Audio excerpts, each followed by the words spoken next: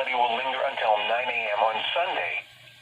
Unhealthy to hazardous air quality has developed over much of eastern Nebraska and southwest Iowa early this morning, and these conditions will likely linger until around 9 a.m. The poor air quality is the result of lingering smoke from Saturday evening fireworks activity, which has become trapped near the ground by a temperature inversion and stagnant airflow pattern. Conditions are expected to improve after 9 a.m. as increased atmospheric mixing allows for the dispersion of the smoke. Those with respiratory concerns should avoid outdoor exposure until conditions improve later this morning. This is NOAA All Hazards Radio Station Wow. Wow, I know it's late. It's very late, but oh my gosh. Whew. Man, that's bad.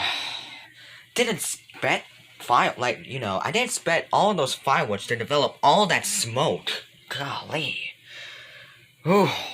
Well, good thing is I won't be outside this morning, so it's only until 9 a.m., so it's not gonna matter, so man.